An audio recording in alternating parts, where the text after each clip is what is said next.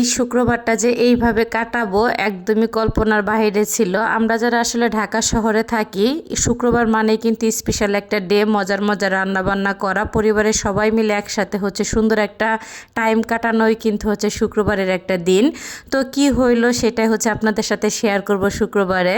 তো আসসালামু আলাইকুম, সবাই কেমন আছেন? আশা করি ভালো আছেন। আমি আল্লাহর রহমতে অনেকটা ভালো আছি। তো ভিডিওটা কিন্তু গেল হচ্ছে রাতে থেকে শুরু করতেছি। তো শুক্রবার দিন 3:30 বা হচ্ছে 4টা যখন বাজে, হঠাৎ করে আমরা যে বিল্ডিংয়ে হচ্ছে থাকি, তো বিল্ডিংয়ের হচ্ছে লাইনটা কেটে যায়, কারেন্টের লাইন। তো আমরা ভাবছিলাম হয়তো বা যে সবার তো কার সিস্টেম হচ্ছে মিটার, হয়তো বা মিটার শেষ হয়ে গেছে আমাদের, যে সবার যে একই অবস্থা সেটা তো জানা ছিল না। তো সকালবেলা ঘুমে থেকে ওঠার পরে শুনে যে চোর হচ্ছে আমাদের বিল্ডিংয়ের তো মেন যে লাইনের হচ্ছে যে তার, ওইটা কেটে হচ্ছে নিয়ে গেছে চুরি করে তারটা। তো কি আর করার, যেহেতু কারেন্টও নাই, তারপরে হচ্ছে মোটর না চালু করলে তো হচ্ছে পানিও উঠাইতে পারবো না। তো সব মিলে এমন একটা দিন যে হচ্ছে কাটাইলাম কালকে, এটা একদমই কল্পনার বাহিরেই ছিল ধরা গেলে। তো তারপরে কি আর করার, যেহেতু শুক্রবার সব দোকানে কিন্তু বন্ধ থাকে। পরে হচ্ছে আমাদের বাড়িওয়ালার ছেলে হচ্ছে অনেক খোঁজাখুঁজি করে তো কারেন্টের হচ্ছে তার নিয়ে আসছে। আনার পরে হচ্ছে নামাজের পরে অনেক দেরি করে হচ্ছে মিস্ত্রি আসছে, সারতে ফের হচ্ছে 8:30 9টার মতন বেজে গেছে। তখন কি আর করার, তো সকালবেলা হচ্ছে কালকে চা এবং হচ্ছে রুটি ছিল, তারপরে হচ্ছে বিস্কিট দিয়ে নাস্তা করছিলাম। দুপুরবেলা হচ্ছে হোটেল থেকে খাবার কিনে এনে খাওয়া হয়েছে। আর হচ্ছে রাতেই তো আমার হাজব্যান্ড হচ্ছে বিরিয়ানি নিয়ে আসছিল বাইরে থেকে। পরে শেষে হচ্ছে বিরিয়ানিটা খাওয়া দাওয়া শেষ হয়েছে, পরে হচ্ছে কারেন্ট আসছে। এমন একটা অবস্থা হচ্ছে হয়েছে। তো যেহেতু রাতে হচ্ছে কারেন্টের লাইনটা কাটার কারণে হচ্ছে বেশি সমস্যাটা হয়েছে। যাই হোক, কি আর করা। তারপর শীতের দিন ছিল, এদিক দিয়ে একটুখানি ভালো ছিল, গরমের এরকম উৎপাত সহ্য করতে হয় নাই। আর এই দেখুন আমার রান্নাঘরের কি অবস্থা, শুধু 3 বেলা খাওয়া হয়েছে আর হচ্ছে প্লেটটা রাখা হয়েছে। একদমই পানিই ছিল না সারাদিন। খাবারে যে পানিটুকু রেখে দিয়েছিলাম, ওই খাবারের পানিটুক দিয়ে হচ্ছে দিনে কিভাবে চলছে সেটা হচ্ছে আমরা ছাড়া আর কাউকে বলা একদমই সম্ভব না। তো রাত্রে যখন পানি আসছে তখন হচ্ছে খাওয়া দাওয়া করে মন চাইতেছিল না যে আর হচ্ছে এইগুলি খাবার দাবার খাওয়ার পরে দাঁড়ায় পরিষ্কার করি। পরে তো সকালবেলা হচ্ছে ঘুমে থেকে উঠে সব থালা বাসন ধুয়ে রান্নাঘর পরিষ্কার করে ফেললাম। কারণ রান্না বান্নার আগে কিন্তু রান্নাঘরটা পরিষ্কার থাকলে কিন্তু রান্না করতে খুবই ভালো লাগে। আর রান্নাঘরটা দেখা যায় অগোছালো থাকলে কিন্তু কোনো কাজই করতে মন চায় না।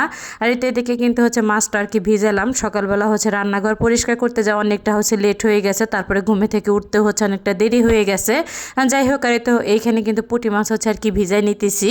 তো পুঁটি মাছ হচ্ছে চচ্চড়ি করব আমি। এই ফাঁকে কিন্তু অফ ক্যামেরা হচ্ছে আমি ভাত এবং ডাউলটাও বসাই দিয়েছি। হচ্ছে আজকে মেয়ের স্কুলের পিঠা উৎসব ছিল। পরে ছেলে মেয়ে 3 ভাই বোনকে হচ্ছে স্কুলে পাঠাই দিছে, তোমরা হচ্ছে পিঠা কিনে নিয়ে আসো, কারণ বাবুর সাথে থাকলে হচ্ছে ডিস্টার্ব করবে, কাজ কাম করতে দেবে না।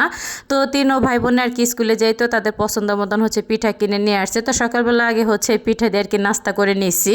তো এই তো ওদের যেটা যেটা ভালো লাগছে সেটা হচ্ছে কিনে নিয়ে আসছে। এর ফাঁকে কিন্তু হচ্ছে আমার হাজব্যান্ডকে আমি হচ্ছে ভাত ডাউল এবং হচ্ছে ডিম ভেজে দিছি, সেটা হচ্ছে খেয়ে দেশে বেরিয়ে গেছে। আর আমরা যারা হচ্ছে ফরিদপুর রাজবাড়ি যারা মানুষ আছে, তারা কিন্তু ম্যাক্সিমামই দেখা যায় প্রধান হচ্ছে পিঠার যে মজা, ওইটা হচ্ছে চিতাই পিঠা। তারপরে দেখা যাচ্ছে শীতকালীন কিছু ভিজানি পিঠা, ভাপা পিঠা বা কুলি পিঠা, আবার হচ্ছে পাটিসাপটা, এইগুলি বাদে কিন্তু এত ধরনের পিঠা আমার মনে হয় না যে রাজবাড়ি ফরিদপুরের মানুষ আয়োজন করে। আর যাই হোক, আমার কাছে মনে হয় যে চিতাই পিঠার উপরে কোনো পিঠা হয় না। মাংস দেখতে খুবই ভালো লাগে। আর মিষ্টি পিঠা আমার অনেক ভালো লাগে, কিন্তু এত ভ্যারাইটি পিঠা কিন্তু আমাদের এলাকায় চলে না। তো এই তো পিঠাগুলো হচ্ছে আনার পরে তো ছেলে মেয়েকে নিয়ে হচ্ছে সকালে নাস্তাটা শুধু এই পিঠার দিয়ে করছি। তো দুপুরে খাইতে খেতে কিন্তু অনেকটা হচ্ছে লেট হয়ে গেছে আমার। আর এই তো রান্নাঘরে চলে আসলাম। তারপরে আমি অফ ক্যামেরায় কিন্তু হচ্ছে মাছগুলো আমি ভেজে নিছি, যেহেতু ছোটো পুঁটি মাছ, এগুলো না ভেজে রান্না করলে একদমই বাচ্চারা খেতে পারবে না। আর এই তো তেলটা কিন্তু গরম হয়ে গেলে আদা রসুন দিয়ে দিলাম, পেঁয়াজ, তারপরে হচ্ছে কাঁচামরিচ দিয়ে দিয়েছিলাম। আর এখানে জিরা ধনিয়া হলুদের গুঁড়াটা দিয়ে তো হচ্ছে আলু এবং বেগুন দিয়ে রান্না করব। আর চচ্চড়ি মানেই কিন্তু হচ্ছে ছোটো মাছের চচ্চড়ি মানে কিন্তু বেগুন ছাড়া আর কোনো কিছু কিন্তু মাথায় আসে না। তা আলুগুলো কিন্তু একটু মোটা মোটা করে দিয়েছি, যেহেতু নতুন আলু মোটা মোটা করে দিলে কিন্তু খেতে ভালোই লাগে। আর এই তো আলু বেগুনটা কিন্তু সুন্দরভাবে সেদ্ধ হয়ে গেলে তো পুঁটি মাছগুলি হচ্ছে দিয়ে দিলাম, ভেজে রাখছিলাম যে পুঁটি মাছ, সেইগুলি দিয়ে দিলাম। এখন সুন্দরভাবে আলতো হাতে নেড়ে চেড়ে তো ঢাকনা দিয়ে ঢেকে একদম পিঠ পোড়া করে হচ্ছে আমি রান্না করে নেব। আর এভাবে হচ্ছে আজকে দিয়ে 2বার আমি রান্না করলাম। এই চচ্চড়িটা খেতে না ভীষণ ভালো লাগে।